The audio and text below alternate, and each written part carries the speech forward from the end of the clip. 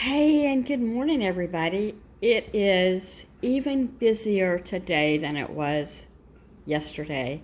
Today, my husband comes home. That dog waits until I start talking on camera. He's just been out. I'm not opening the door. I just took him out. Okay, anyway, he's banging on a bell to go out in the backyard. So, I forgot what I was saying. What was I saying? All right.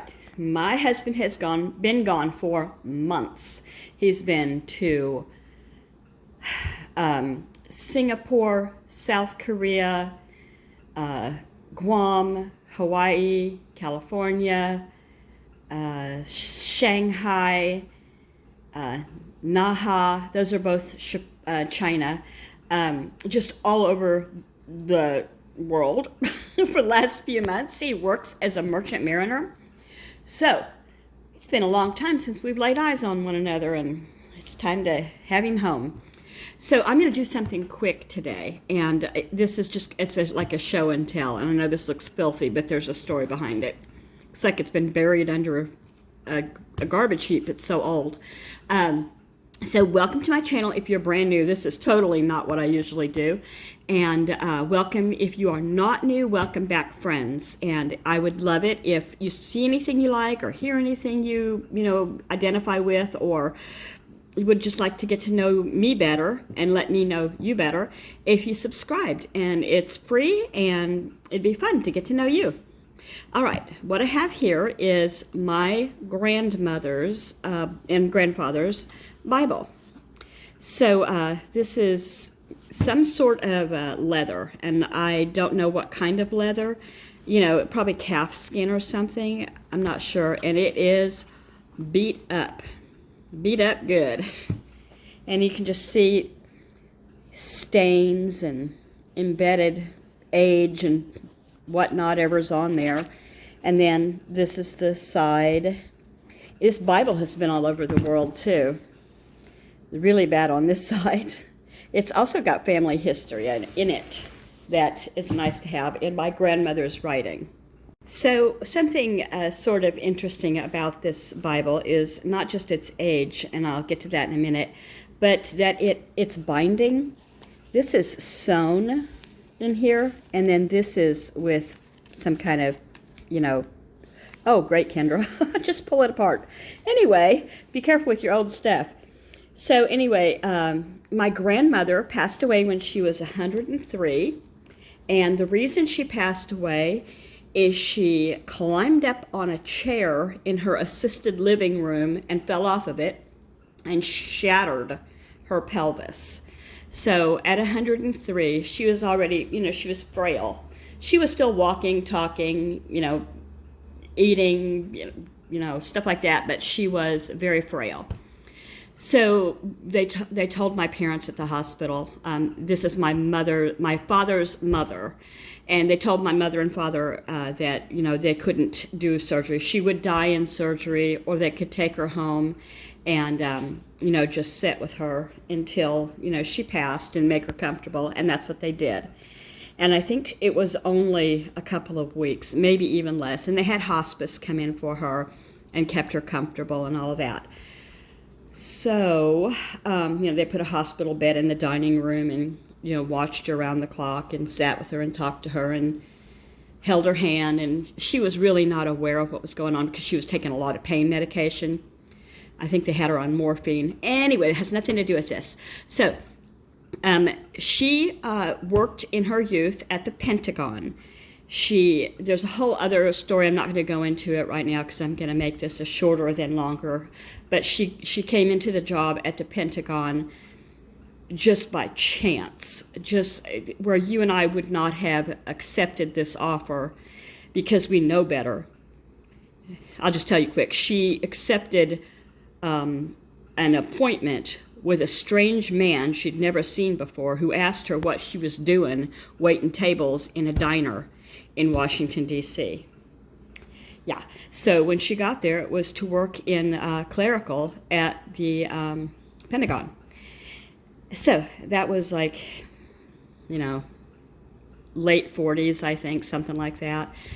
Maybe, I'm not sure about the dates. Anyway, She worked there as an adult, and before that, she did different things. She nannied, she waitressed. She grew up on a farm in the area of Virginia where Walton's Mountain is like set, you know.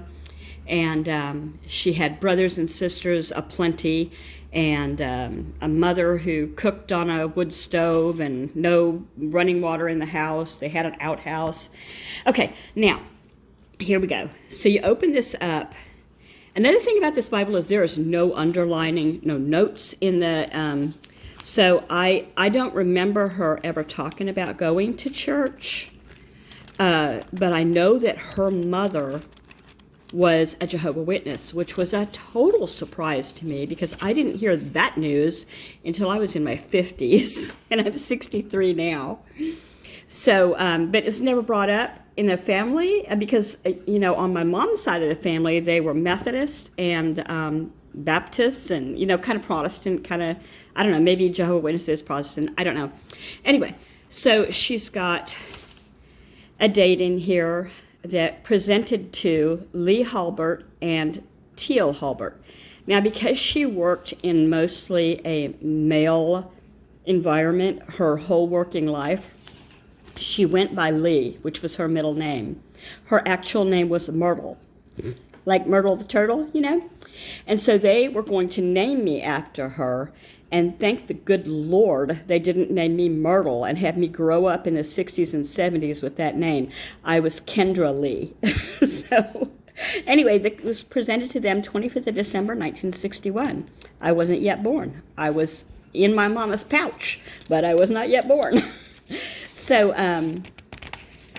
you know, this is the only thing I can think of that I have from her. So, you know, and that's precious that I have it. And you know, it says King James Version, and then I just want to show you a little bit about what she's got in here for family history. It's interesting too that it has some color photographs here and there, just not very many, but a few.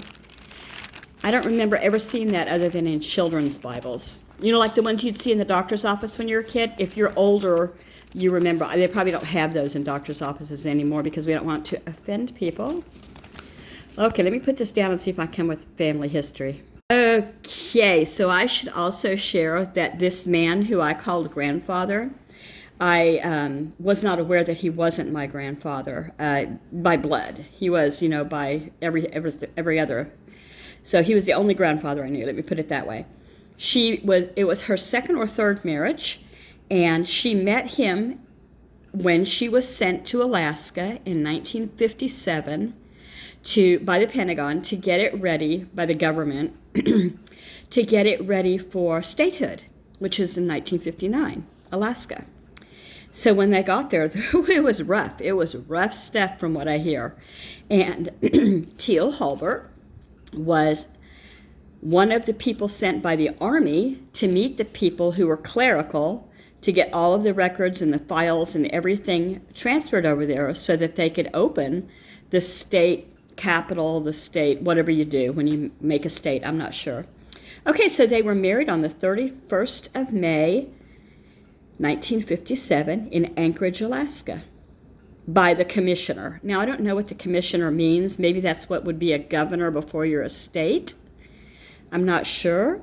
And here are the witnesses, and there weren't that many witnesses to be had, I'm sure. So that's kind of interesting to me.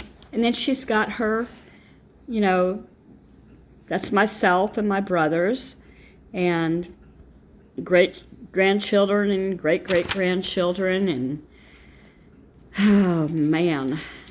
I don't know who scratched things out. I'm assuming that wasn't her. I don't think it was. But you can see how her handwriting, I know that to be her handwriting right there. Later, as years went by, her handwriting started to change, like they do with most of us, you know. So these are aunts and uncles and grandfather. My grandfather was Edgar, and my grandmother was Addie.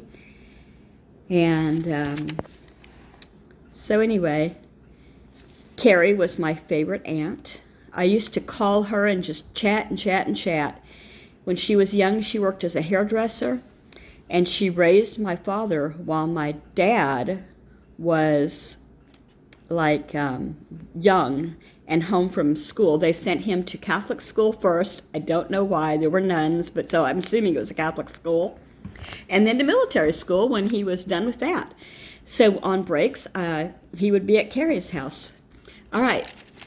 So I think that's all I have to say about that, other than it is just so old and so tattered, and I don't think you could do anything to restore it really and have it be as special. You know, it's like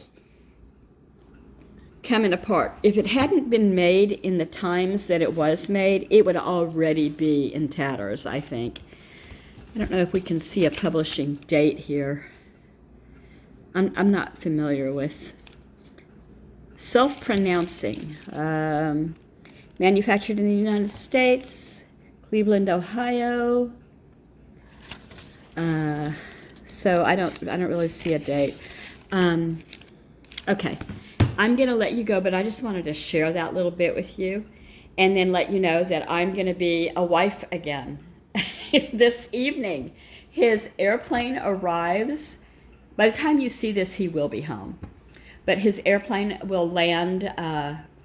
He's getting on a plane at LAX and landing at SeaTac, which is Seattle, at like 9:50, 10 o'clock, something like that at night, I think. I might be wrong about that. And then and then he gets on an airport or shuttle, which is just takes him to Port Orchard here, and I pick him up. So I'm looking forward to seeing him. I'm kind of cleaning, kind of not. I was doing laundry, and I did the stupidest thing. Let me tell you this real quick before I close. You know, when you you open the dryer door, and there's a vent that catches lint. You pull that lint thing out, and there's a hole where the lint, like, blows around, I guess, and gets trapped in the vent. I think that's how it works. Well, I have this brush, not a hairbrush, but like a bristle brush, real long on a stick, not a stick, but a plastic handle. And I've used that thing now for 2 years. I stick it down in that vent thing, and I get even more lint out. I want it out of there, you know. Not from the actual thing you pull out, the vent, but from the hole that blows it up. So I'm, you know, scrubbing around like I always do, getting lots of good lint out of there so it dries more efficiently. And that thing broke. And about from the tip of my finger to my wrist, piece of plastic brush and bristle are now somewhere in there. And I thought to myself, speaking of Bibles, thank the good Lord this happened the day he's coming home and not the day he left, because it would cost probably $100 to have some kind of dryer tech come open this thing and get that out, because I'm afraid it's a fire hazard if I use the dryer. And long story short, I'm not doing laundry anymore. I really don't have much to do at all, thank goodness. So, you know, there's not dirty piled up laundry. I washed the sheets already. You know, big stuff. I've done everything. I hung some laundry out on the line. Haven't done that in a while. I'm going to stop babbling at you now and let you go. I am excited to have you guys look at this with me. And do you have like a family Bible that you treasure? I really do treasure this. I'm surprised I have it, because my grandmother was a motorcycle riding, casino loving, travel loving wild woman. And she slid out of here with not a penny left to her name. You know, so she had already sold her house and spent that money in her end years, and she had a blast with it. You know, she lived in Florida. She sold her house. She moved up here, and she was at the casino at least 3 times a week, sometimes more, sometimes overnight. Like, you know, they get them a room. They call them the high rollers. They give you a free room, yeah. And so it's nothing to be, you know, bitter about, but I do really, really treasure this beat-up Bible. And someday, I don't know who I will give it to, because none of my children probably want this, but somebody in the family will. It's family history as far as I'm concerned. I'm going to go. Take care, everybody. Subscribe, please, if you haven't, and thank you so much for listening. Take care. Bye-bye.